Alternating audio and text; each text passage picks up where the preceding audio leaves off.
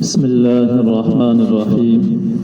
الحمد لله رب العالمين، والصلاة والسلام على سيد الأنبياء والمرسلين وعلى آله وصحبه أجمعين. أما بعد، قال الله تبارك وتعالى: قل أعوذ برب الفلق من شر ما خلق ومن شر غاسق إذا وقب ومن شر النفاثات في العقد ومن شر حاسد إذا حسد.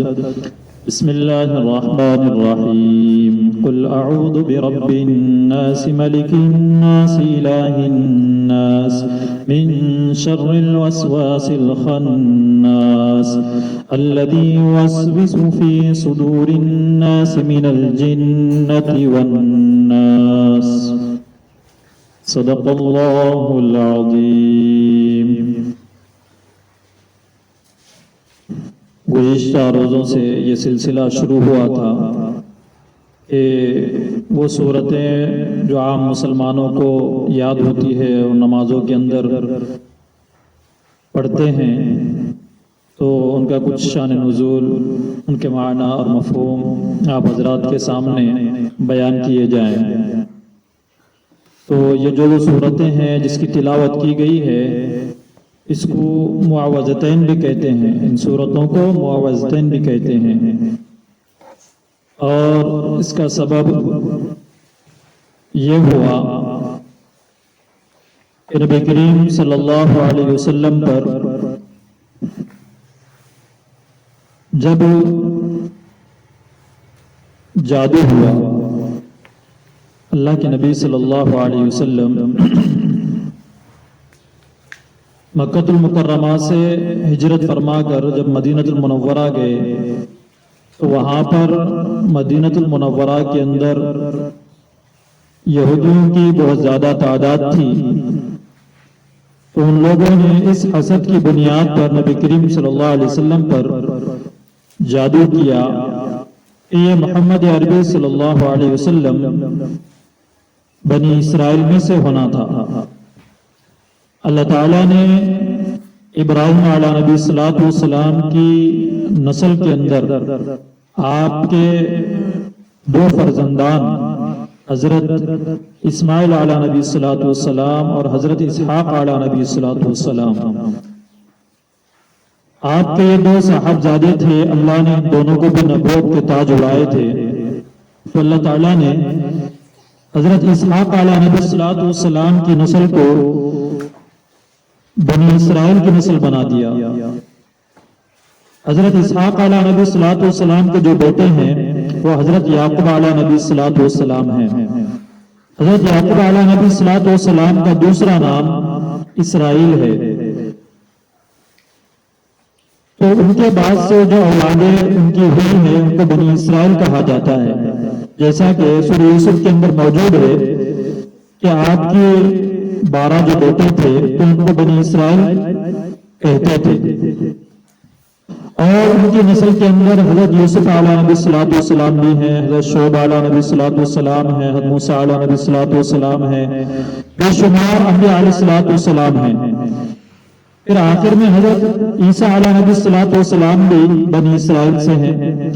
لیکن اللہ تعالیٰ نے اسماعیل علیہ نبی صلاۃ والسلام کی نسل کے اندر حضرت محمد عربی صلی اللہ علیہ وسلم کو بھیجا. یہ اللہ کی مرضی تھی، اور اللہ تعالیٰ نے اسماعیل علیہ نبی صلاۃ والسلام کی نسل سے محمد عربی صلی اللہ علیہ وسلم کو مبعوث فرمایا. تو اس بنیاد پر یہودیوں کو حسد ہوا کہ یہ محمد صلی اللہ علیہ وسلم بنی اسرائیل میں سے ہونا چاہیے، تو آئے قریش کے اندر، ہاشمی کے اندر. تو اس بنیاد پر نبی کریم صلی اللہ علیہ وسلم پر ان لوگوں نے جادو کیا. جادو کرنے والے کا نام جو ہے وہ لبید ابن عاصم ہے. اس نے اپنے بیٹی کے ذریعے سے نبی کریم صلی اللہ علیہ وسلم پر جادو کروائی. اور جادو کے جو آلے تھے وہ کنگھی اور آپ کے باپ کے ذریعے سے آپ کے اوپر جادو کیا گیا. روایتوں کے اندر ہے، صحیح احادیث کے اندر ہے، عائشہ صدیقہ رضی اللہ تعالیٰ عنہ بیان فرماتی ہے نبی کریم صلی اللہ علیہ وسلم نے ارشاد فرمایا کہ عائشہ مجھے ایسا محسوس ہونے لگا ہے کہ مجھے کسی چیز سے باندھ دیا گیا ہے، اور میں جب کوئی کام کرتا ہوں تو ایسا محسوس ہوتا ہے کہ میں نے وہ کام نہیں کیا، اور جب میں کام نہیں کرتا ہوں تو ایسا محسوس ہوتا ہے کہ میں نے کام کر دیا ہے۔ تو آپ کی بے چینی بھی بہت زیادہ تھی، آپ بے چین رہا کرتے تھے، اور اللہ کے نبی صلی اللہ علیہ وسلم فرمایا کرتے تھے کہ مجھے ان دنوں کے اندر جب اس مرض کے اندر میں مبتلا ہوا تو مجھے ایسا محسوس ہوتا تھا کہ میں کسی چیز سے باندھ دیا گیا ہوں، لیکن اللہ کے نبی صلی اللہ علیہ وسلم نے اور ایک روایت کے اندر ہے، فرماتے ہیں حضرت عائشہ صدیقہ رضی اللہ تعالیٰ عنہ سے فرماتے ہیں کہ عائشہ میں جس مرض کے اندر مبتلا ہوا ہوں اس مرض کے بارے میں مجھے بتلا دیا گیا ہے۔ اس کے اندر بھی دو روایتیں ہیں کہ بعض فرماتے ہیں کہ اللہ کے نبی صلی اللہ علیہ وسلم کو خواب کے ذریعے سے بتلایا گیا ہے یا بیداری کے ذریعے سے بتلایا گیا ہے۔ نبی کریم صلی اللہ علیہ وسلم نے ارشاد فرمایا کہ میرے پاس دو فرشتے آئے اور آ کر کہنے لگے، ایک فرشتہ کہنے لگا کہ اس صاحب کو ہوا کیا ہے، یہ حضرت کو ہوا کیا ہے؟ دوسرے نے کہا کہ آپ کے اوپر جادو کیا گیا ہے۔ تو ایک فرشتے نے کہا کہ جادو کس سے کیا؟ ایک فرشتے نے کہا کہ کنگھی کے ذریعے سے جادو کیا گیا ہے۔ تو ایک نے کہا کہ وہ کہاں پر کیا گیا ہے؟ تو ایک نے کہا کہ بئر زروان ایک کنواں ہے، اس کے اندر آپ کے اوپر جس چیز سے جادو کیا گیا ہے اس چیز کو وہاں پر رکھا گیا ہے۔ اللہ تعالیٰ نے فرشتوں کے ذریعے سے نبی کریم صلی اللہ علیہ وسلم کو اس کے بارے میں بتلایا۔ یہ اس کا خاص اور سبب اور شان نزول ہے کہ اللہ کے نبی صلی اللہ علیہ وسلم پر جب یہ اثرات ہوئے، یہ جادو ہوا، تو اس خاص وجہ کی وجہ سے اللہ پاک نے ان دو صورتوں کو نازل فرمایا۔ تو جب بئر زروان کنویں کے اندر اللہ کے نبی صلی اللہ علیہ وسلم کو معلوم کیا گیا کہ وہاں پر آپ کی جادو کی ہوئی چیزوں کو رکھا گیا ہے، تو نبی کریم صلی اللہ علیہ وسلم نے وہاں سے جو دھاگا یا بال کے ذریعے وہاں پر آپ کے اوپر جو جادو کیا گیا تھا تو اس کنویں سے نکالا گیا۔ تو جب کنویں کے اندر سے اس دھاگے کو نکالا گیا تو اس دھاگے کو 11 گیٹیاں باندھی ہوئی تھی، 11 گیٹیاں باندھی ہوئی تھی۔ تو اللہ کے نبی صلی اللہ علیہ وسلم پر ان آیتوں کو نازل فرما کر اللہ تبارک و تعالیٰ نے کہا کہ آیتوں کو آپ پڑھیے اور ہر آیت پر ایک ایک گیٹی آپ کھولتے تھے۔ تو ان دو سورتوں کے اندر 11 آیتیں ہیں، آپ ایک آیت کو پڑھتے اور ایک گیٹی کھولتے، اور ایک آیت کو پڑھتے ایک گیٹی کھولتے۔ اسی طریقے سے ان دو سورتوں کے اندر 11 آیتیں ہیں اور آپ نے آیتوں کی تلاوت فرما کر ان 11 گیٹیوں کو کھول دیا۔ تو ان دو سورتوں کے اندر اللہ کے نبی صلی اللہ علیہ وسلم کو اللہ کی پناہ مانگنے کی طرف اشارہ ہے۔ یہ اس کا سبب اور شان نزول ہے۔ اللہ کے نبی صلی اللہ علیہ وسلم جب ان دو سورتوں کو پڑھنا شروع کیے تو اس کا ترجمہ یہ ہے، اللہ تبارک و تعالیٰ نے فرمایا قل اعوذ برب الناس، اے محمد صلی اللہ علیہ وسلم کہیے کہ میں پناہ مانگتا ہوں، قل اعوذ برب الفلق، اس رب کی پناہ اس رب کے پناہ میں آنا چاہتا ہوں جو صبح کو طلوع کرتا ہے، جو صبح کو ڈالتا ہے۔ من شر ما خلق، اس رب کی پناہ میں آتا ہوں جس رب نے شر کو پیدا کیا، برائی کو، بدی کو پیدا کیا۔ ومن شر غاسق اذا وقب، اور اس بدی سے، اندھیرے کی بدی سے، اندھیرے کی برائیوں سے پناہ مانگتا ہوں جبکہ وہ چھا جاتی ہے، یعنی اس اندھیرے سے پناہ مانگتا ہوں جبکہ وہ آ جاتی ہے۔ کیوں کہ اندھیروں کے اندر ہی شیاطین و شرکس اپنی شرارت زیادہ ڈالتے ہیں۔ ومن شر النفاثات فی العقد، اور ان عورتوں کی شر سے جو گروہوں کے اندر پھونک مارتی ہے، جو جادو کرتے ہیں تو وہ لوگ کسی چیز کو لیتے ہیں اور پڑھ کر اس کے اندر پھونک مارتے ہیں اور گیٹیاں باندھتے ہیں۔ تو جس طریقے سے اللہ کے نبی صلی اللہ علیہ وسلم پر جادو کیا گیا تھا اور اس گیٹیوں کو باندھا گیا تھا، تو اس آیت سے اس چیز کی طرف اشارہ کیا گیا ہے کہ وَمِن شَرِّ النَّفَّاثَاتِ فِي الْعُقَدِ، اور کہیے آپ کہ ان شروں سے، ان عورتوں کی شر سے جو پھونک مارتی ہے گروہوں کے اندر، ان کی شر سے پناہ مانگتا ہوں، اللہ کی پناہ لیتا ہوں۔ وَمِن شَرِّ حَاسِدٍ إِذَا حَسَدَ، اور حاسدین کے شر سے، حاسدین کی برائی سے جبکہ وہ حسد کرتے ہیں، یعنی ان حاسدین سے پناہ چاہتا ہوں اور اللہ کی پناہ لیتا ہوں جبکہ وہ حسد کرتے ہیں۔ یہ ہو گئے 5 آیت۔ پھر دوسری سورت کے اندر قل اعوذ برب الناس، اے محمد صلی اللہ علیہ وسلم آپ کہیے کہ میں لوگوں کی رب کی پناہ مانگتا ہوں، پناہ لیتا ہوں، میں لوگوں کے رب کی پناہ لیتا ہوں، جو لوگوں کا رب ہے، جو لوگوں کا پالنے والا ہے۔ ملک الناس، جو لوگوں کا بادشاہ بھی ہے، لوگوں کا بادشاہ بھی ہے، تمام کائنات کے بادشاہوں کا بادشاہ ہے، تمام لوگوں کا، اس کی پناہ لیتا ہوں۔ الہ الناس، جو لوگوں کا معبود بھی ہے، اس کی پناہ لیتا ہوں، لوگوں کا معبود بھی ہے، ایک تو لوگوں کا رب ہے، لوگوں کا بادشاہ ہے، تمام لوگوں کا، الہ الناس۔ تیسری آیت میں کیا فرمایا کہ جو لوگوں کا معبود ہے، تمام لوگ جس کی عبادت کرتے ہیں،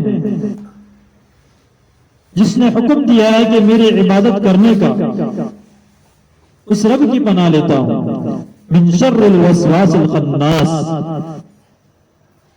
بدی سے اس کی جو وساوس ڈالتے ہیں چھپکے چھپکے، من شر الوسواس الخناس، اور اس شر سے جو برے وسوسے ڈالتے ہیں، برے وسوسے ڈالتے ہیں ان لوگوں سے، چاہے وہ جناتوں میں سے ہو، چاہے وہ انسانوں میں سے ہو، برے وساوس ڈالنے والے، برائی کی طرف آمدہ کرنے والے۔ الذی یوسوس فی صدور الناس، اور جو وسوسے ڈالتے ہیں لوگوں کے دلوں میں، انسانوں میں بھی لوگ ہیں، جناتوں میں بھی لوگ ہیں، برے برے وسوسے ڈالتے ہیں، اور آگے ان لوگوں کی طرف اشارہ کرتے ہیں من الجنۃ والناس، اور جو برے وسوسے ڈالتے ہیں اور جو برائی پھیلاتے ہیں کہ وہ انسانوں میں سے ہو کہ جناتوں میں سے۔ انسانوں میں بھی برے لوگ ہیں، انسانوں میں بھی برے لوگ ہیں، جناتوں میں بھی برے لوگ ہیں، جنات میں زیادہ ہیں، انسانوں میں کم ہیں، جو شر پھیلاتے ہیں، برائی ڈالتے ہیں، چاہے وہ جناتوں میں سے ہو یا انسان۔ راتوں میں تو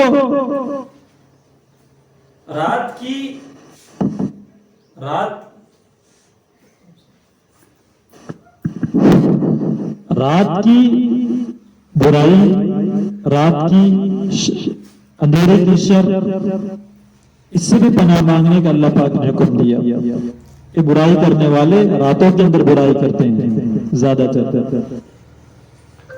اور دنوں کے اندر انسان کرتے ہیں۔ دن کی برائی اور رات کی برائی دونوں سے بھی پناہ مانگی، اور کس کی پناہ لی؟ اللہ کی پناہ۔ کس کی پناہ میں آنا چاہتے ہیں؟ اللہ کی پناہ میں۔ ان تمام شروں سے، رات میں کرنے والے، دن میں کرنے والے، انسانوں میں سے کرنے والے، جناتوں میں سے کرنے والے، اس کی پناہ میں، اللہ کی پناہ میں۔ اور اس کے فضائل بھی بہت زیادہ ہیں، ان صورتوں کے فضائل بھی بہت زیادہ ہیں۔ اللہ کے نبی صلی اللہ علیہ وسلم ان دو صورتوں کو پڑھ لیتے جب آپ مرض کے اندر مبتلا تھے، اس بیماری کے اندر مبتلا تھے، تو آپ ان صورتوں کو پڑھتے اور اپنے چہروں، ہاتھوں پر تھوکتے اور اپنے چہروں پر، اپنے سینے پر ملتے، اپنے چہرے پر اور اپنے سینے پر ملتے۔ عائشہ صدیقہ رضی اللہ تعالیٰ عنہ فرماتی ہیں، مرض الوفات کے اندر اللہ کے نبی صلی اللہ علیہ وسلم کہ جب آپ بہت کمزور ہو گئے تھے، آپ بہت زیادہ بیمار تھے، تو میں ان دو صورتوں کو پڑھتی اور آپ صلی اللہ علیہ وسلم کے ہاتھوں کے اوپر پھونکتی اور ان ہاتھوں کو پکڑ کر آپ کے سینے پر اور آپ کے چہرے پر پھیرتی۔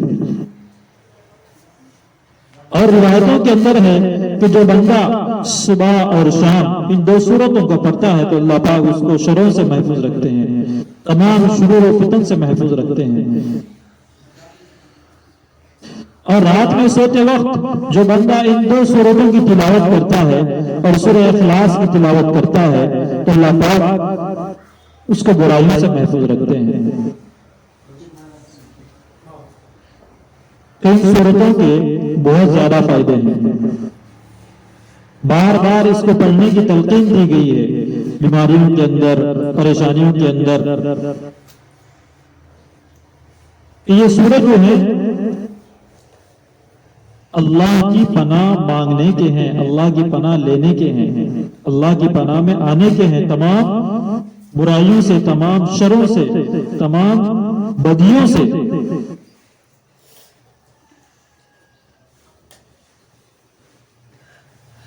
تو یہ جو صورتیں ہیں تو معوذتین بھی کہتے ہیں۔